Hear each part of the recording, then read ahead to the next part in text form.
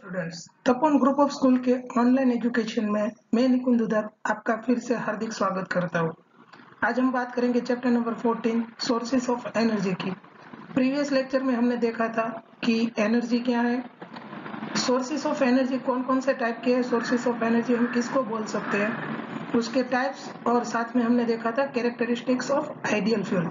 तो आज हमारा फर्स्ट क्वेश्चन कुछ उसी से रिलेटेड है। आज का हमारा पहला क्वेश्चन है, what is a good fuel. Good fuel किसको बोलेंगे। हमारे पास बहुत सारे टाइप के फ्यूल है, लेकिन उसमें से गुड फ्यूल कौन सा है। तो यहाँ पे उसके लिए तीन पैरामीटर्स दिए, तीन पॉइंट्स दिए। A good fuel is that one first which Burns completely without producing smoke और एश। गुड फ्यूल उसको बोल सकते हैं कि जब वो बर्न हो जाए तब उसके पीछे रेसिड्यू नहीं बचना चाहिए, जैसे कि स्मोक और एश, और कंप्लीटली बर्न होना चाहिए। और अगर स्मोक और एश प्रोड्यूस होता है तब हम उसको गुड फ्यूल नहीं बोल सकते। सेकंड पॉइंट है, which produces large amount of heat while burning a small quantity of heat. हमारे पास बहुत कम फ्यूल हो फिर भी उसमें से large amount of heat produce होनी चाहिए। यहाँ पे हम एग्जांपल ले सकते हैं वुड एंड डीजल का। हमारे पास सेम अमाउंट में वुड है और उसी अमाउंट में डीजल है। अगर दोनों को बर्न करेंगे तो वुड में से बहुत कम एनर्जी मिलेगी एज कम्पेयर टू डीजल, और वुड को बर्न होने के बाद उसके पीछे बहुत सारा एश भी बचता है। तो वुड और डीजल में हम डीजल को है गुड फ्यूल बोल सकते हैं। और थर्ड पॉइंट है, which is easily available and economical. वो इजीली अवेलेबल भी होना चाहिए जहां पे आप रहते हो, जहां पे आप यूज करते हो, और इकोनॉमिकली वो चीप भी होना चाहिए। ये तीनों की तीनों क्वालिटीज जिस भी फ्यूल में है वो फ्यूल को हम बोलेंगे गुड फ्यूल।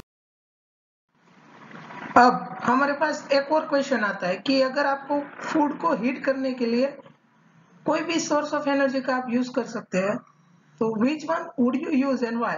आप कौन सा यूज करेंगे और क्यों। तो यहाँ पे आंसर डिपेंड है हम कहाँ पे रहते हैं।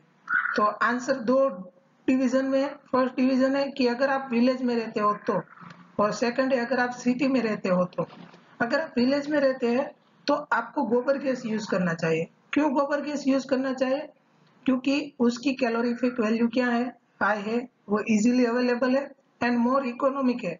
मतलब गोबर गैस के बनने के लिए जो बायोमास चाहिए वो विलेज में आसानी से मिल जाता है। इसलिए क्या होता है, आपको वो इकोनॉमिकली चीप भी पड़ेगा, वो इजीली अवेलेबल भी है, और उसकी कैलोरीफिक वैल्यू भी हाई है। तो हम इजीली वहां उससे फूड है उसको हीट कर सकते हैं। If you live in a city, अगर हम सिटी में रहते हैं तो हम क्या यूज करेंगे, या तो एलपीजी यूज करेंगे जैसे हमारे घर पे सिलेंडर होता है, या तो माइक्रोवेव का यूज करेंगे, या तो ओवन का यूज करेंगे। क्यों, क्योंकि LPG is a pollution free. LPG अगर हम बर्न करते हैं तो कोई भी एश या पोल्यूटेड गैसेस नहीं मिलता है। और माइक्रोवेव और ओवन का क्यों यूज करेंगे, वो इसलिए प्रिफरेबल है because nutrition value of food is maintain. Food की जो न्यूट्रिशन वैल्यू है वो मेंटेन रहती है खाना पकने के बाद भी। इसीलिए हम कौन से सोर्स ऑफ एनर्जी का यूज करेंगे वो डिपेंड करता है हम कहाँ पे रहते हैं, विलेज में रहते हैं, सिटी में रहते हैं, या एनी अदर रिमोट एरिया में रहते हैं। तो उसके अकॉर्डिंग हमारा आंसर होगा। नाउ हमारा नेक्स्ट टॉपिक है conventional sources of energy. Conventional sources of energy किसको बोलेंगे, जो भी सोर्सेस ऑफ एनर्जी है वो हम सालों से यूज करते आ रहे हैं उसको बोलेंगे हम कन्वेंशनल सोर्सेस ऑफ एनर्जी। जैसे कि कोल और पेट्रोलियम एंड नेचुरल गैस, ये सारे के सारे कन्वेंशनल है, हम बहुत सालों से यूज कर रहे हैं। हाइड्रो है, hydro power plant, nuclear power plant, wind energy, ये सारे के सारे हम अभी से यूज करना स्टार्ट किया है हमने, तो उसको बोलेंगे non conventional sources of energy. और mostly conventional sources of energy है वो नॉन रिन्यूएबल है। तो यहाँ पे हमें पाई चार्ट दिया है, तो आप देख सकते हैं कि सबसे बड़ा जो पार्ट है वो किसका है, तो कोल का है। ये पाई चार्ट है sources of energy for our requirements in India. India में कौन कौन सी सोर्सेस ऑफ एनर्जी का हम यूज करते हैं, तो सबसे बड़ा अमाउंट है कोल का, और बाद में आता है पेट्रोलियम एंड नेचुरल गैस। तो ऑलमोस्ट 75% जितना है वो कोल, पेट्रोलियम एंड नेचुरल गैस ने ऑक्यूपाई किया हुआ है। तो हम बोल सकते हैं कि आज इंडिया सबसे ज्यादा कौन से सोर्सेस ऑफ एनर्जी का यूज कर रहा है, कन्वेंशनल। तो कन्वेंशनल सोर्सेस ऑफ एनर्जी को हम फॉसिल फ्यूल भी बोलते हैं। तो नेक्स्ट क्वेश्चन हमारा यही है, what are fossil fuels? Fossil fuels क्या है? स्टेट इट्स डिसएडवांटेजेस, उसके डिसएडवांटेजेस क्या क्या है। तो ये जो फॉसिल फ्यूल की डेफिनेशन है वो मोस्ट इंपॉर्टेंट है आपके लिए। तो fossil fuels are the major energy source at present day because we continue to be largely depend on fossil fuels for most of our energy requirements। जैसे हमने pie chart में देखा था कि हम इंडिया में लार्जली डिपेंड किसके ऊपर है, तो कि फॉसिल फ्यूल्स के ऊपर है। इसीलिए हम क्या बोल सकते हैं कि आज हमारे लिए वो मेजर एनर्जी का सोर्स है। तो फॉसिल फ्यूल क्या है, उसकी definition, plants and animals which got buried deep under the earth surface millions of years ago was converted into fuel due to excess heat and pressure. These are called fossil fuels। millions of year पहले जो plant और animals है, अगर वो अर्थ के surface के नीचे कोई भी नेचुरल कैलेमिटीज की वजह से बरीड हो जाती है तो क्या होगा, जो ऊपर की सॉइल है उससे प्रेशर आता है प्लांट्स एंड एनिमल्स के ऊपर, और अर्थ का जो इंटरनल हीट है, इंटरनल का टेम्परेचर है, उसकी वजह से उसको हीट मिलता है। तो जो प्लांट्स एंड एनिमल्स है उसका डीकम्पोजिशन होता है, और डीकम्पोजिशन होने की वजह से मिलियंस ऑफ ईयर की प्रोसेस के बाद हमें क्या मिलता है, एक फ्यूल मिलता है जिसको हम बोलते हैं फॉसिल फ्यूल। फॉसिल का हम एक और भी अर्थ निकाल सकते हैं, जो रेसिड्यू है, जो डीकम्पोजिशन वाला पार्ट है कोई भी लिविंग ऑर्गेनिजम्स का, उसको हम फॉसिल बोलते हैं। तो जो भी फॉसिल के अंदर से फ्यूल मिलता है हम उसको बोलते हैं फॉसिल फ्यूल।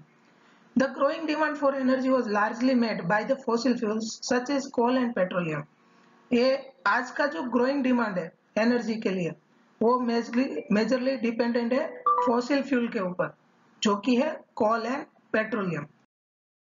हमने फॉसिल फ्यूल क्या है वो तो देख लिया, अब उसके डिसएडवांटेजेस भी देख लेते हैं कि फॉसिल फ्यूल के डिसएडवांटेजेस कौन कौन से। तो यहाँ पे 4 डिसएडवांटेज दिए। फर्स्ट डिसएडवांटेज है fossil fuels were formed over millions of year and they are only limited reserves.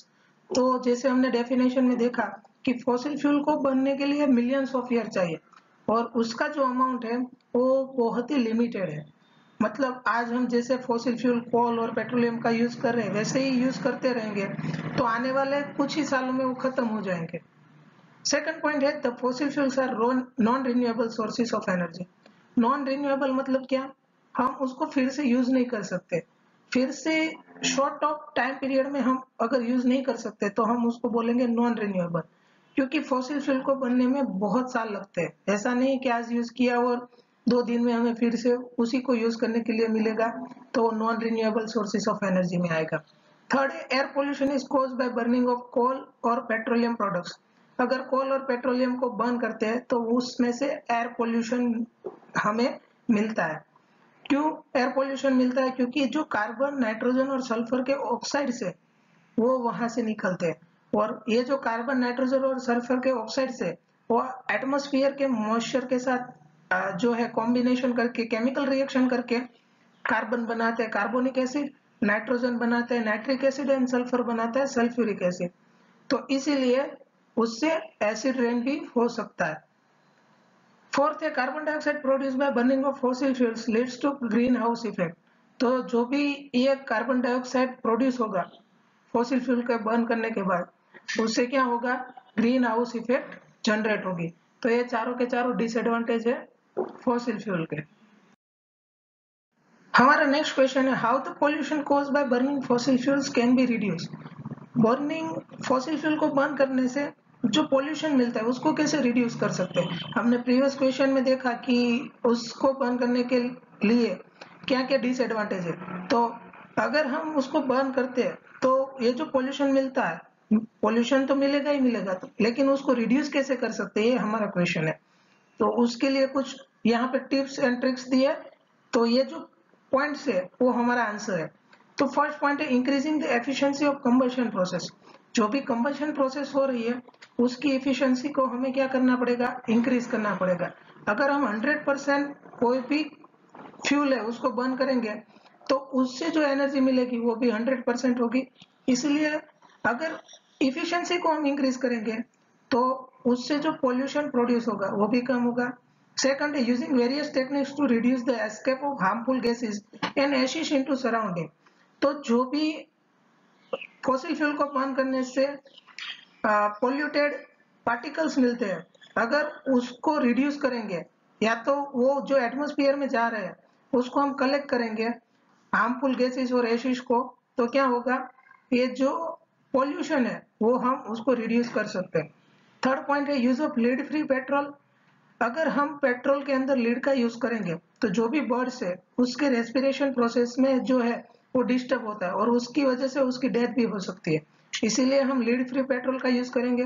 Nitrogen filter in exhaust pipe, जो भी हमारा एग्जॉस्ट पाइप है उसके अंदर हम नाइट्रोजन फिल्टर का यूज करेंगे, तो नाइट्रोजन के ऑक्साइड से वो एटमॉस्फेयर में कम जाएंगे और उसकी वजह से नाइट्रिक एसिड भी एटमॉस्फेयर में कम प्रोड्यूस होगा।